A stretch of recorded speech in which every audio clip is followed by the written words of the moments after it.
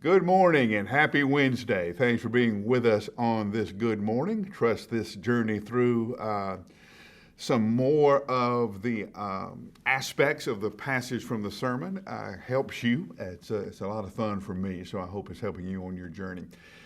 In this part of Paul's second letter to Timothy, he tells Timothy not to be ashamed of him or of his gospel. And it brings up an interesting question. Was Timothy ashamed of Paul?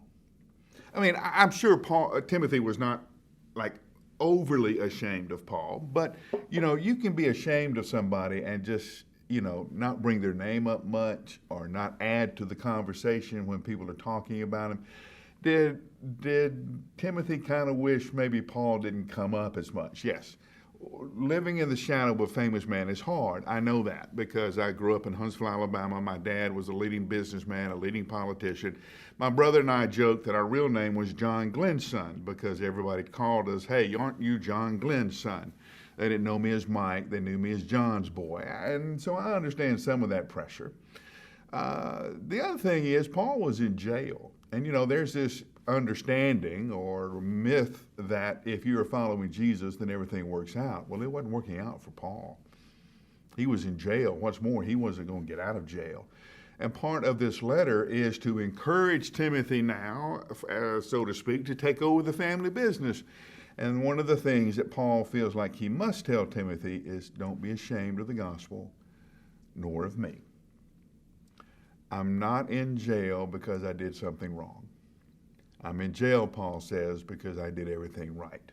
Now, I'm sure there were enemies of Paul in Ephesus. There were detractors of Paul in Ephesus. There were people who were challenging Timothy and using Paul as a way to get to Timothy and by saying, hey, the guy you follow, your spiritual father in the ministry, is in jail.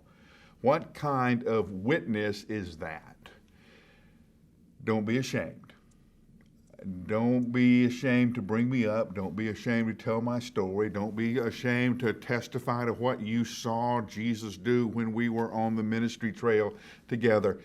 And here's why I don't want you to be ashamed. Because I know in whom I have believed, Paul says. The first of that paragraph says, Timothy, I don't want you to be ashamed. A couple of verses later, Paul says, I'm not ashamed. There's this sandwich kind of motif working here. Don't be ashamed. I'm not ashamed. And Paul says, here's why I'm not ashamed, because I know the one that I have believed. I'm confident in it. I've seen Jesus come through more times than I can tell you. That's why I'm not ashamed of Jesus or of the gospel that I preach. So here is my question. Are you ashamed of the gospel or of Jesus or the church? Now, I know your first answer is, I know, man, we love Jesus, we love our church, we love the ministry we're doing and all of that. My question is, how often do you bring us up? How often do you talk about the gospel? How often do you talk about Jesus? Do you kind of wish that it would just kind of all go away, that it is an awkward moment? Paul says if you're ashamed, it's because you're not sure you're not sure of the one that you've believed in. So maybe in the middle of the week, this is the good question. Are you sure what you are putting your trust in can handle your trust? Are you confident that the future that you are betting on, that we all count on Jesus to come through with, are you betting on Jesus or something or someone else? Because that's what Paul said. I'm not ashamed because I know the one that I'm trusting. How about you? Are you sure of the one that you're trusting? If not, then let's take the next 60 seconds and get sure. I'll see you tomorrow.